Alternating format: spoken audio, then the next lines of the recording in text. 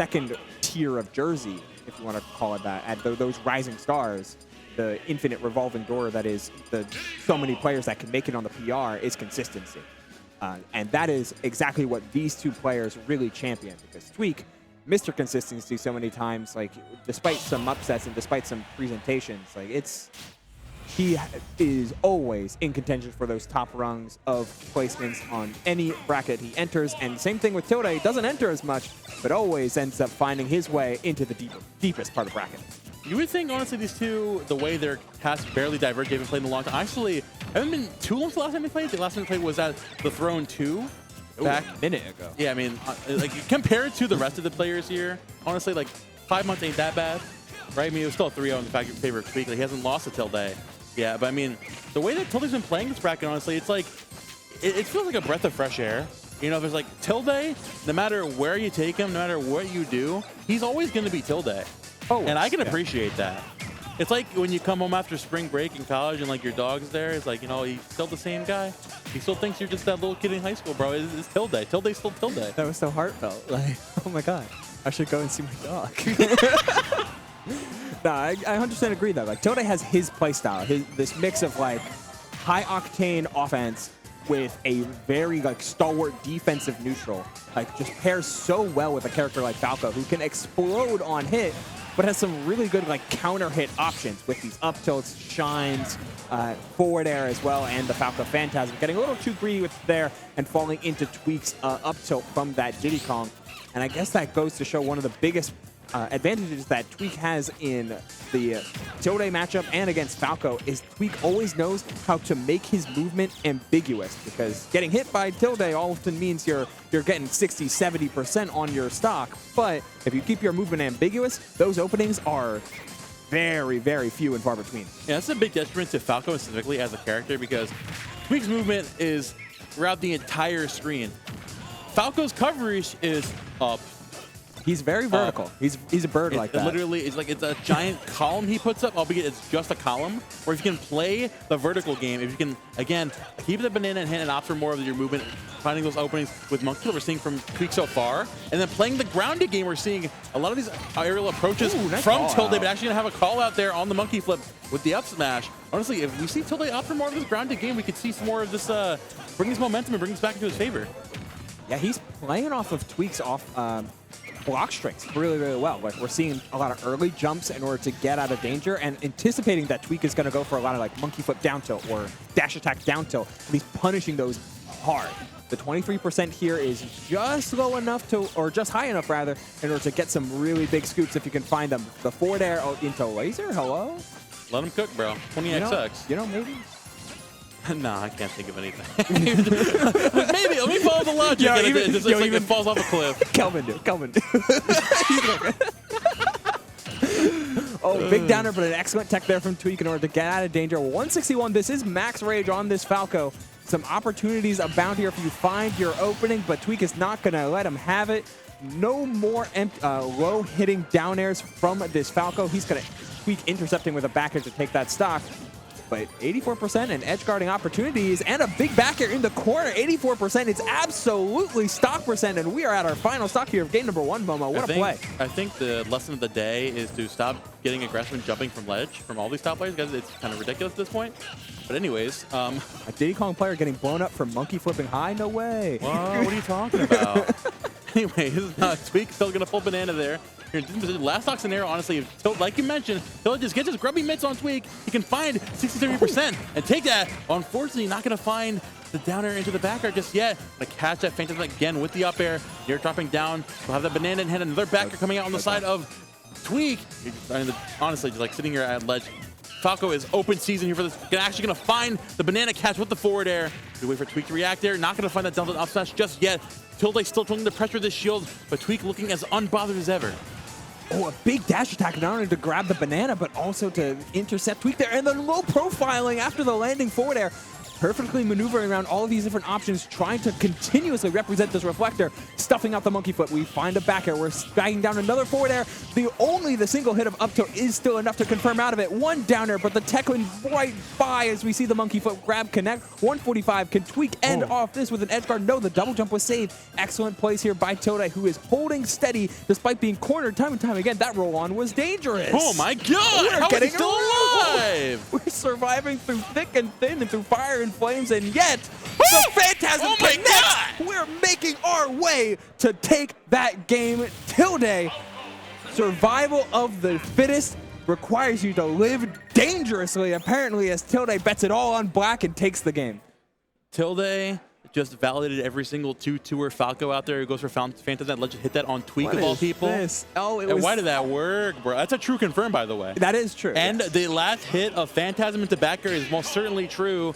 I mean, and given the position he was in, where you did Firebird the first time to ledge, where I guess Tweek was expecting either a jump on or another Firebird to get there again, up into the Phantasm where you don't have enough time to react right there, you're going to find the back air. I honestly think the biggest thing for Tilde, at least to putting him forward in this set right now, is his really could use like straight up textbook Diddy Kong counterplay of like playing neutral with the reflector. Make sure he cannot toss banana from mid stage whatsoever. And honestly, not only that, the reflector is also there to impede on the monkey flip movement. You try to monkey flip into that, you're getting knocked back. Tilde is now suddenly playing a pseudo zoner right now. And you know what the deal does not like those zoners. Yeah, a zoner with some real heavy upside on any hit. You were talking about Falco's typical burst range being primarily vertical over horizontal with that cone, or that column rather, but Tilde is using whatever buttons he can to extend that column as far as possible. Typically the reflector, but you're mixing in the Phantasm, you're mixing in the lasers, and you're mixing in some run-in nairs to keep every part of Tweek guessing and to make that movement, maybe a little bit less ambiguous. Granted, the percent deficit is still in, or the percent lead is still in the favor of Tweek, so trying to hold steady is the Banana King. Let's see if you can make it over there. Oh, missing out on the forward tilt. Tilde already showing his hand a little bit, looking for those aggressive roll-ins from the ground. That was crazy, by the way. So definitely need to be careful when keeping that in mind, opting for those lasers and the reflector again from ledge. But Tweek still playing there patiently, not going to go for the banana toss, keeping the reflector in mind, going to go for that back air instead. Again, Tweek recognizing how Tilde is comfortable playing this matchup right now and looking to adapt that doing so. Oh my God, that could have been disgusting. That would have been actually really sick. Okay, the banana has been reflected, so not playing into it as the monkey foot grab connects and utilizing the banana, but still finding the punish. Up angled F tilt. That was beautiful. The up smash, anything to get these anti-airs out. Tilde never letting Tweek dance on his shield with any of these banana conversions or these like pseudo-safe setups. Always trying to find the gaps, whether they be with nairs or up smashes or anything in between. Tilde is not letting Tweek move how he wants, and that's always going to create patterns. And if Tilde can create patterns, he can find reads. And that's going to be the difference maker in not only in game one, but the entire set. I'm loving how Tweek is now adapting by placing, instead of keeping the banana in hand at ledge, you know it's not going to work. You're going to find a banana head toss at ledge. Reflector is constantly out. Keeping it in center stage to catch the Phantasm high. So you don't have to worry about catching Phantasm, because if he does Phantasm, you're getting caught in center stage by the banana. So you can offer something like a punish, catching him drop to the platform, and now you have conversion like that into an up smash. And now Tweek is developing this idea of how to play around Tilde's erratic movement from ledge. Yeah, not only the erratic movement from ledge, but also the erratic movement downward, right? We saw it was a simple banana out of shield into up smash, but it just goes to show how Tweek is slowly starting to get a beat on Tilde's timings. And those reads are going to become a lot fewer and further between if Tweek does have a beat on how Tilde likes to approach. Like with that Phantasm approach again, but double down air, but on the platform, so you're not going to get the full extent of that combo tree. Okay, it works. Sure. Going for the moon rock. What you know about that? What you know about that, Tweek? I thought that only works at 0. What you know about that? Oh, yeah, the banana again, keeping it in place, not getting too creative, just saying like, you know what, having it as an everlasting position in front of Tilde, saying, you know what, if you land wrong, if you get over aggressive, the banana's right there. You can't get too silly with these jumps. And when I have you in one place sitting still, I can have a conversion with a down tilt, looks for it again, and finds it into the up smash. Tweek coming out and saying, Tilde, all right, buddy, you're jumping around. You're getting a little too crazy for my liking. So what I'm going to do, pull in banana, not only impeding your range right here from behind you in this moment, but also banana's right here. if you jump over me, like you want to go for like those landing nairs that he usually goes for, or the fade back forward airs, Banana's right there to impede you. So the thing you have to do, you're forcing the bird to stay grounded. And what happens when the bird stay grounded? Diddy down tilt. He's going to find that conversion, and Diddy's going to be winning that grounded game 10 out of 10 times every day of the week. Yeah, it's making, it's giving Tilde some fits, and Tweek It's holding. giving. It's giving. It's giving. It's giving. It just keeps on giving, apparently, as we go on to Town and City. Switching up the stage, switching up the presentation here, trying to give Tilde a lot more means of verticality, but you're getting these combos. Good air dodge away from Tilde in order to get away from the platform. Tweek wants you to air dodge to these platforms so he can set up his banana toss conversions off of the initial toss.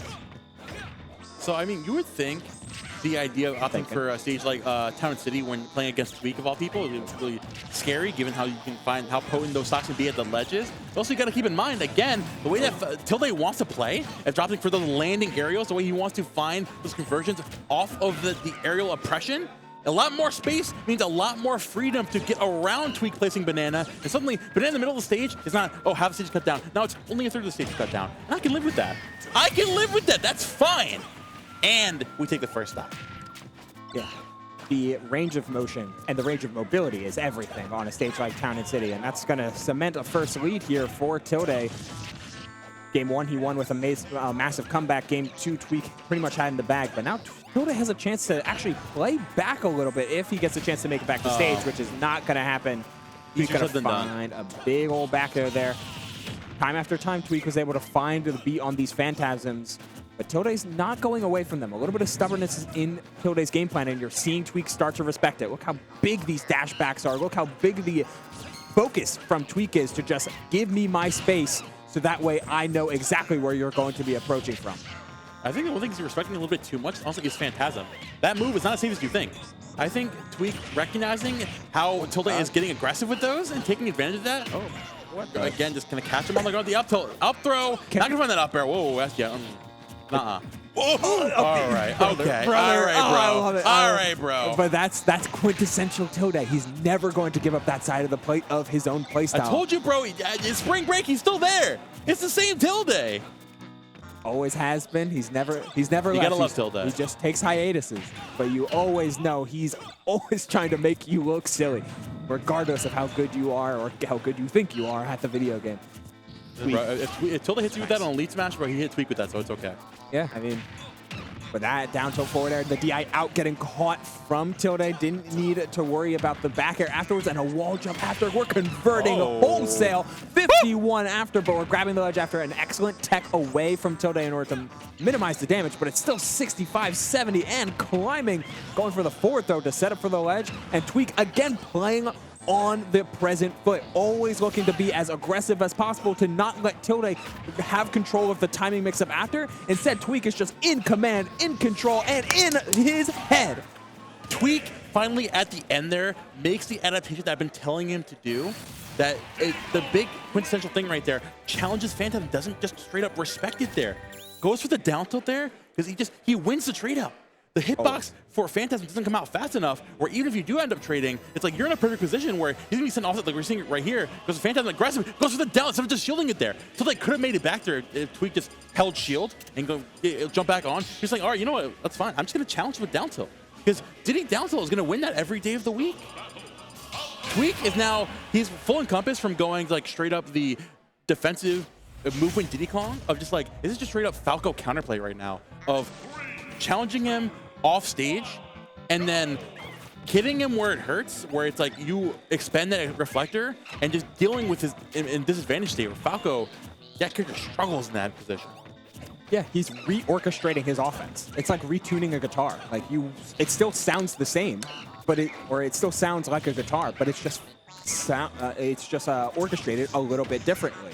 You're repositioning everything. Instead of Tweek trying to find the punishes after the Phantasm hits, you're changing up to punishing the Phantasm before it hits. And that goes for everything that Tweek is doing on Town and City here between games 3 and now into game 4. He's always just looking for the windows of what allows him to get right in Tilde's face and stop these mix-ups before they happen. I'm liking how Tilde is now employing more of those lasers, recognizing that when you're not in that reflector mid-range, you're going to catch Tweek going for those disengagements, catching the laser in the back. You know, like the residual damage is definitely not going to hurt you whatsoever. Going to catch him jumping back there from ledge. Again, the Firebird, very aggressive right there, but still going to catch him. Opting for that monkey, not going to find too much off of that, even with the banana in hand. Tilde looking to make some good ground here from the ledge again. Looking to make some space there with that laser. With the fire on the platform, that was a huge recovery. But still going to lose your stock there to a banana and up tilt. Yeah, it was, that was so smart though.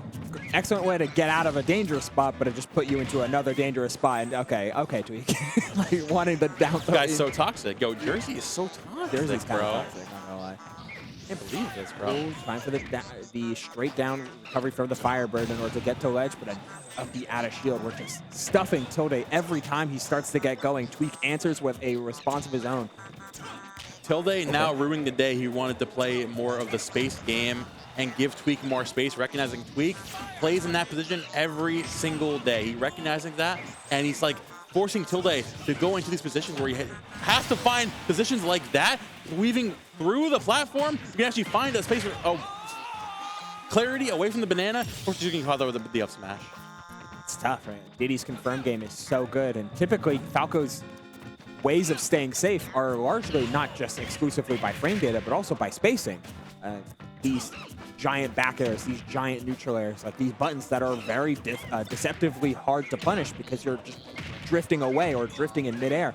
But Banana shuts all of that down. Banana is effectively an infinite range punish tool as long as Tilde ends with a landing aerial. All right, he's dude. balling you up. You know what? Respect. That was cute. He's trying to cook. Tweek trying to cook up the throw in the back air at ledge. I mean, honestly, you're still playing Falco on Town City, bro. You could get belligerent right now. I think that's what you have to do right now. We're seeing Tilde. He's going for Tilde stuff. Danner comes out, punishes the monkey flip there with the up throw. Not going to find the conversion there in the back air, unfortunately.